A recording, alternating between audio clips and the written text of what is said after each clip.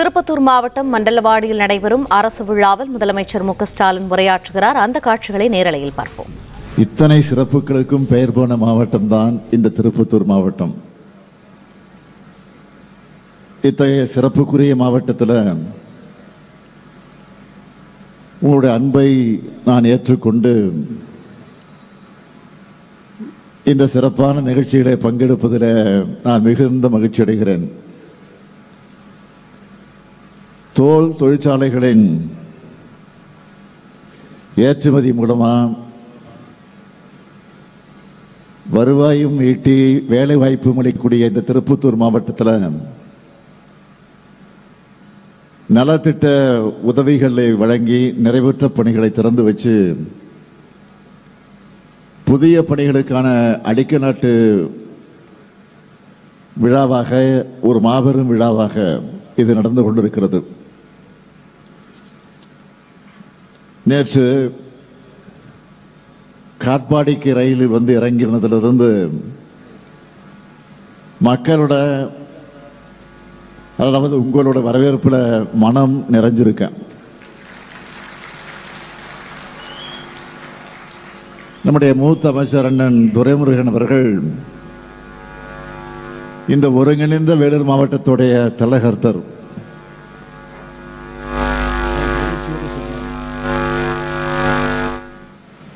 இதுவரைக்கும் இந்த அளவுக்கு கூட்டத்தை நான் பார்த்ததே இல்லை. நம்ம அரசு செஞ்சிருக்கிற மாதிரி திட்டங்கள் வரைக்கும் தமிழ்நாட்டில் தமிழக வரலாற்றில் நடைபெற்றதில்லைன்னு பெருமையோடு சொன்னார். அந்த அளவுக்கு திட்டங்களை செஞ்சிருக்கோம், செஞ்சிட்டு இருக்கோம், தொடர்ந்து செஞ்சுக்கிட்டே இருப்போம். அதனால தான் நீங்க அன்பை வாரி வழங்கி கொண்டிருக்கிறீங்க. நேற்று மாலை 5 மணிக்கு வேலூர்ல இருந்து நாங்கள் திருப்பத்தூருக்கு புறப்பட்டோம். இந்த திருப்பத்தூர் வந்து சேர்வதற்கு 6 மணி நேரம் ஆச்சு. 5 மணிக்கு எங்களுடைய பயணம் தொடங்கி 11 மணிக்கு திருப்பத்தூர் வந்து நாங்கள் முடிவடைய பயணத்தை முடித்தோம். அந்த அளவுக்கு சாலையின் இருமருங்கிலும் கூட்டம். கழகத்தோழர்கள் தரக்கூடிய வரவேற்பு ஒரு பக்கம், அதையும் தாண்டி பொதுமக்கள், இளைஞர்கள், தாய்மார்கள், மாணவர்கள், மாணவியர்கள், விவசாயிகள், தொழிலாளிகள், இப்படி பல்வேறு தரப்பட்ட மக்கள் தந்த வரவேற்பு. இந்த வரவேற்பை பார்க்கிற போது நான் கொஞ்சம் இருமாப்போடு பெருமையோடு தெரிவிக்க விரும்புவது என்னவென்று கேட்டால், 2026 மட்டும் இல்ல, அது 31 இருந்தாலும் 36 இருந்தாலும் என்றைக்கும் நாம் தான் இந்த நாட்டை ஆளப்போகிறோம் என்பதற்கு அடையாளமாக மக்கள் தந்திருக்கக்கூடிய வரவேற்பு எடுத்து காட்டியிருக்கிறது. குறிப்பா இந்த மாவட்டத்துடைய பொறுப்பு அமைச்சர் நம்முடைய கலைஞர் தான் அடிக்கடி சொல்லுவார், எதிலும் வல்லவரான ஏவாவேல் என்று. அவர் சிறப்பா ஒருங்கிணைச்சு இந்த நிகழ்ச்சியை உருவாக்கி இருக்கிறார். அவர் திருவண்ணாமலை மாவட்டமாக இருந்தாலும், ஆனால் அதே நேரத்தில் எங்கும் வல்லவராக, எப்பொழுதும் வல்லவராக இருப்பவர் தான் அவர். அதனால்தான் திருப்பத்தூர் மாவட்டத்திற்கு நாங்கள் பொறுப்பாளராக தலைமை கழகத்தின் சார்பில் நியமிச்சிருக்கிறோம். தன்னுடைய பொறுப்பில் இருக்கக்கூடிய துறையை மட்டுமல்ல, பொறுப்பு மாவட்டத்தையும் சிறப்பாக வளர்த்தெடுத்திருக்கிறார் அமைச்சர் வேலு அவர்கள். அதே போல் அவருக்கு துணை நிற்கக்கூடிய இந்த மாவட்ட மக்கள் பிரதிநிதிகளுக்கும் என்னுடைய மனமார்ந்த வாழ்த்துக்களையும் பாராட்டுக்களையும் நான் தெரிவித்துக் கொள்ள விரும்புகிறேன். அதேபோல் மாவட்ட ஆட்சித்தலைவர் சிவசமுத்திரவல்லி அவர்கள் மிக சிறப்பாக செயல்பட்டு இந்த விழா சிறப்பாக நடைபெற காரணமாக இருந்திருக்கிறார்.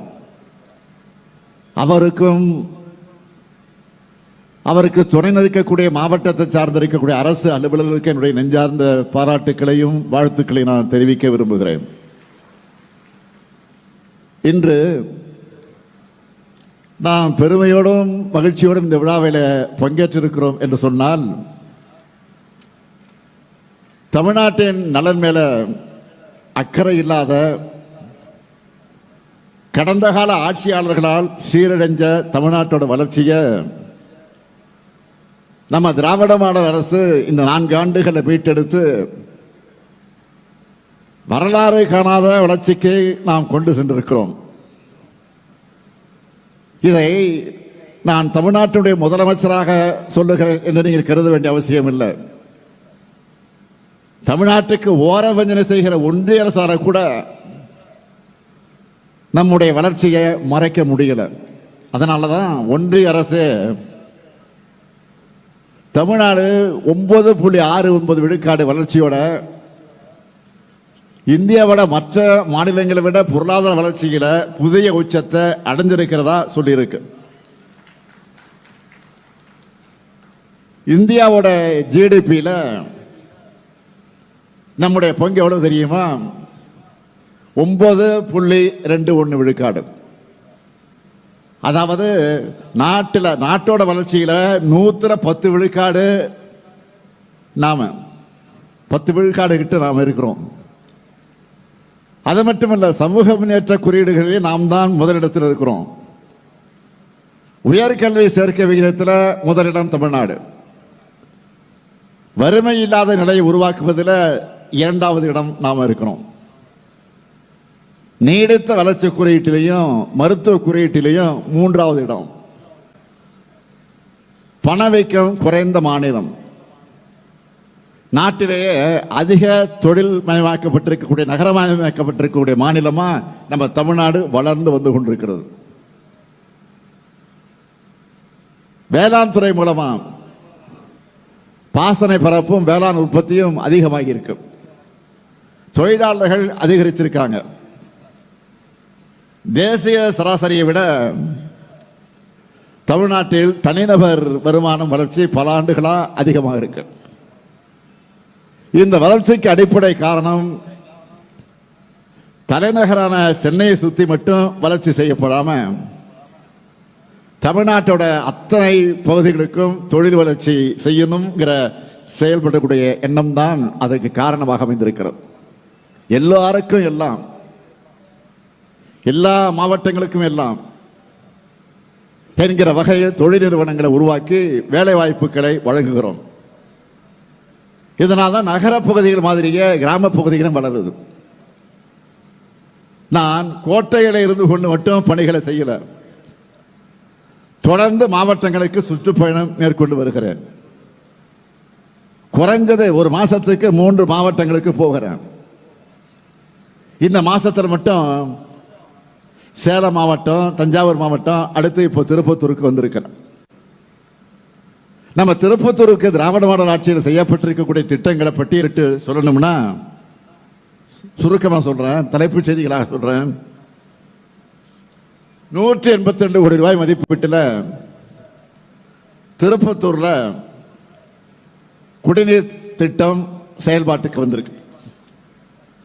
422 கோடி ரூபாய் மதிப்பீட்டில் சாலை மேம்பாட்டு பணிகள் நடந்திருக்கு. 14 பாலங்கள் கட்டப்பட்டிருக்கு. பள்ளிக்கூடங்கள்ல 114 அறிவியல் ஆய்வகங்களை அமைச்சிருக்கிறோம். பள்ளிகளை மேம்படுத்த 489 பணிகள் நடந்திருக்கு. அனைத்து கிராம அண்ணா மறுவழி திட்டத்தில் 100 கோடி ரூபாய் மதிப்பில் 1536 உள்கட்டமைப்பு பணிகள் நடந்திருக்கு. 211 கோயில்களுக்கு குடமுழுக்கை நடத்தி இருக்கிறோம்.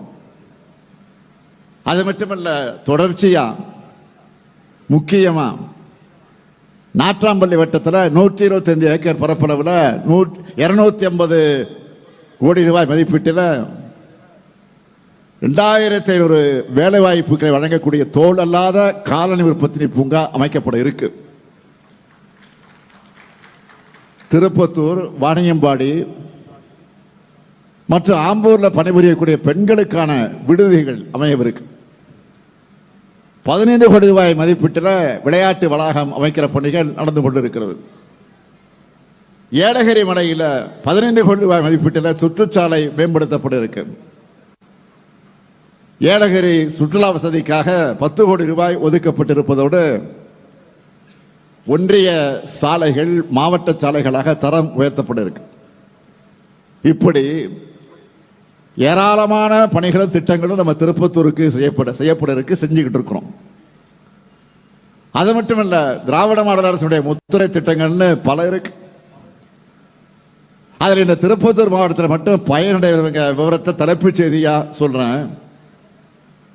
கலைஞர் மகளிர் உரிமை திட்டத்தில் 1,74,000 மகளிர் மாதம் 1000 ரூபாய் பெறாங்க. இந்த 1000 ரூபாய் பெறக்கூடிய மகளிர் உரிமை தொகை பற்றி சொல்லுகிற போது நான் ஏற்கனவே சொல்லியிருக்கேன், சில பகுதிகளில் அது கிடைக்காத விடுபட்டு இருக்கக்கூடிய நிலை இருந்து கொண்டிருக்கிறது என்பதை எல்லோருக்கும் தெரியும். அதனால் விடுபட்டு இருக்கக்கூடிய அந்த தாய்மாருடைய கணக்கை எடுத்து, மகளிர் கணக்கை எடுத்து அதை விரைவில் ஆகஸ்டோ அல்லது செப்டம்பர் மாதத்திலோ அதை உடனடியாக வழங்குவதற்கு ஏற்பாடு செய்யப்பட்டிருக்கிறது என்பதை இந்த நேரத்தில் நான் பெருமையோடு தெரிவித்துக் கொள்ள விரும்புகிறேன். அதேவேளை முதலமைச்சருடைய காலை உணவு திட்டத்தில் 42,000 மாணவர்கள் சத்தான உணவை சூடா சுவையா சாப்பிடுறாங்க. 7,000 மாணவிகளுக்கு புதுமை பெண் திட்டத்தில் மாதந்தோறும் 1000 ரூபாய் வழங்கப்படுகிறது. 5,000 மாணவர்களுக்கு தமிழ் புதன் திட்டத்தில் மாதந்தோறும் 1000 ரூபாய் வழங்கப்படுகிறது. மக்களை தேடி மருத்துவ திட்டத்தில் 4,41,000 பேர் பயனடைந்து கொண்டிருக்காங்க. 20,000 பேருக்கு நகைக்கடன் தள்ளுபடி செய்யப்பட்டிருக்கு.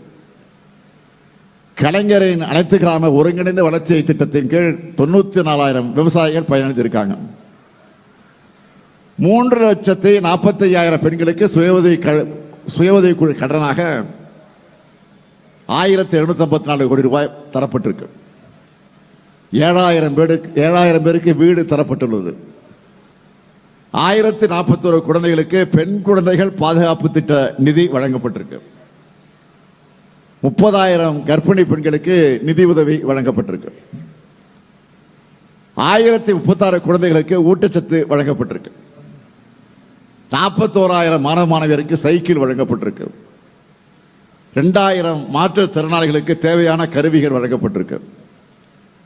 அமைப்பு சாரா தொழிலாளர்கள் 88,000 பேர் பல்வேறு நிதி உதவிகளை பெற்றிருக்கிறாங்க. 19 திருநங்கையருக்கு தொழில் தொடங்க உதவி செய்யப்பட்டிருக்கு.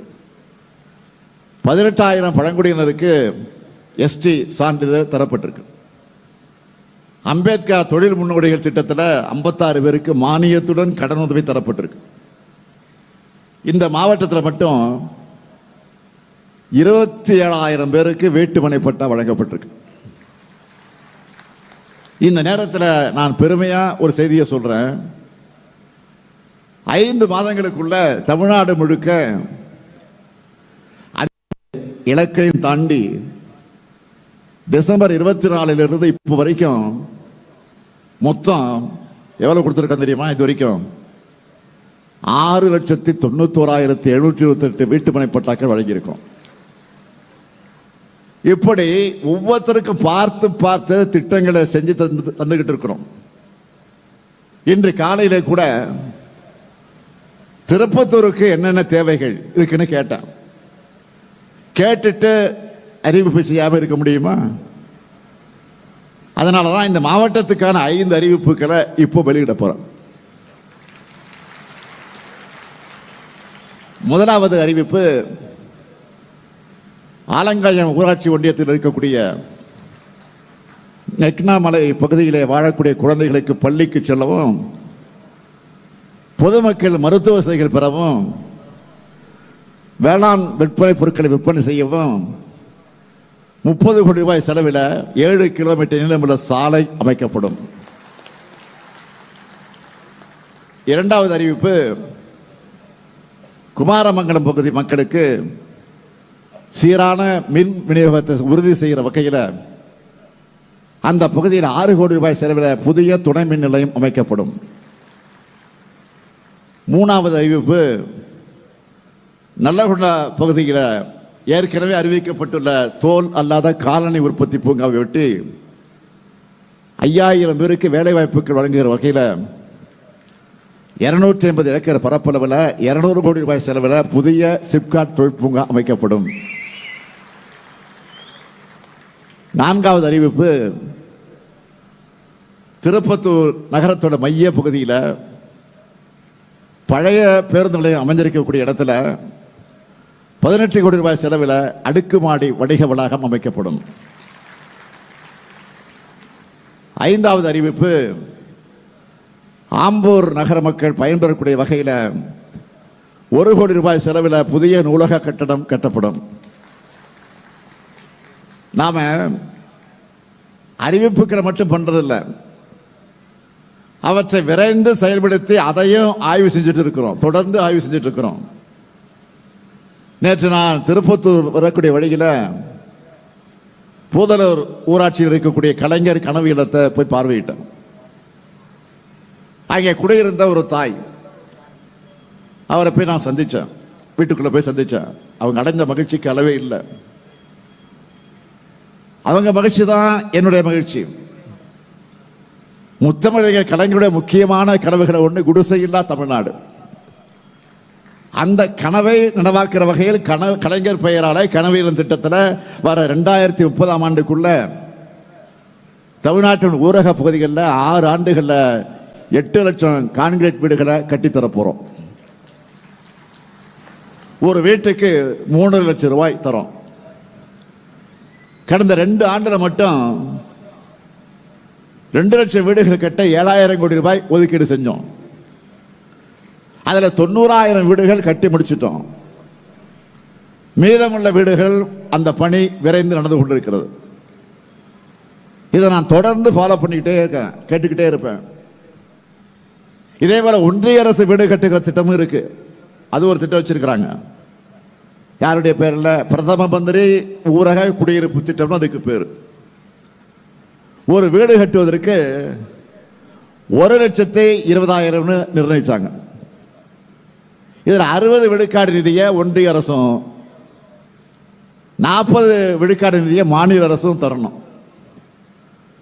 1,20,000 வீடு கட்ட முடியுமா? அதிலே 60%, அதாவது 72,000 ரூபாய் தான் ஒன்றிய அரசு தருது. மீதி கூடுதலா நம்ம மாநில அரசு 1,62,000 ரூபாய் கொடுத்து வீடு கட்டி தரோம். பேரு தான் அவங்களோடது, நிதி நம்மோடது. அதனால தான் ஏற்கனவே ஒரு டைலாக் சொன்னேன், நினைவுபடுத்தினேன். மாப்பிள்ளை அவர் தான், ஆனால் அதை போட்டு இருக்கக்கூடிய சட்டை என்னோடது. இப்படிதான் தமிழ்நாட்டுக்கு தர வேண்டிய நிதியை ஒழுங்கா தர்றதில்லை, தந்தாலும் அரைகுறை தான். இந்த நிலையில ஒன்றியத்தில் இருக்கிறவங்களோட எண்ணம் எப்படி இருக்கு? தமிழ்நாட்டு மக்களை மதத்தால சாதியால பிளவுபடுத்த தொடர்ந்து முயற்சி செஞ்சுக்கிட்டு வராங்க. அவங்களால முடியாதப்போ இங்க இருக்கக்கூடிய அதிமுக கட்சியை சேர்த்துக்கிறாங்க. நாம கேட்கிறது, நாட்டில் வளர்ச்சி செய்யறது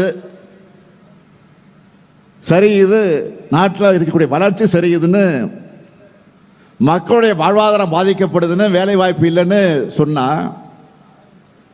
பிஜேபி அதிமுகவும் மக்களை பற்றி கவலைப்படாம மதத்துக்காக கவலைப்படுறாங்க. இதுதான் அவங்க அரசியல். தமிழ்நாட்டில் மதத்துக்கு ஆபத்துன்னு அதிமுக வச்சுக்கிட்டு பாஜக பேசுறாங்க. உண்மையிலே சொன்னா தமிழ்நாட்டில் பாஜக கூட்டணிக்கு தான் மிஸ்டு கால் எல்லாம் கொடுத்து பார்த்தாங்க, கட்சியை வளர்க்க முடியாம போனவங்க தன்னுடைய அரசியல் லாபத்துக்காக இப்ப கடவுள் பெற மிஸ்யூஸ் பண்றாங்க, மிஸ்யூஸ் பண்ணிட்டு இருக்கிறாங்க. இவங்களோட போலி பக்தியை, அரசியல் நாடகத்தை இங்க யாரும் ஏற்க மாட்டாங்க. இது தமிழ்நாடு, தந்தை பெரியார் உருவாக்கிய மண், அண்ணா வளர்த்த மண், கலைஞர் அவர்கள் இதை மீட்ட மண். தமிழ்நாடு அனைத்து மதத்தினருக்கும் தங்கள் உரிமையோடும் பிற மதத்தினரோட நல்லிணக்கத்தோடும் வாழுகிற மண் இது. கடந்த 4 ஆண்டு காலத்தில் தமிழ்நாடு வரலாற்றில் இல்லாத அளவுக்கு 3000 கோயில்களுக்கு குடமுழுக்கு நடத்தி இருக்கிறோம். அதே போல் 84 கோடி ரூபாய் மதிப்பீட்டில் தேவாலயங்களையும் மசூதிகளையும் புனரமைக்க நிதி ஒதுக்கி இருக்கிறோம். இதுதான் நம்ம திராவிட மாடல். இதையெல்லாம் பார்த்துத்தான் மதவாத அரசியல் பண்றவங்களுக்கு பத்திக்கிட்டு எரியுது. அவங்களால் தமிழ்நாட்டுக்கு செஞ்ச வளர்ச்சியை பத்தி பேச முடியல, ஓட்டு கேட்க முடியாது. செஞ்சிருந்தது தானே சொல்ல முடியும். அதனால தான் இப்ப மதத்தை வச்சு அரசு செய்யலாம்னு பார்த்தா அங்கேயே திமுக ஸ்கோர் பண்ணிட்டாங்களே, இன்றைக்கு கதறிட்டு இருக்காங்க. ஏதாவது ஒரு குழப்பத்தை ஏற்படுத்த படாத பாடுபடுறாங்க.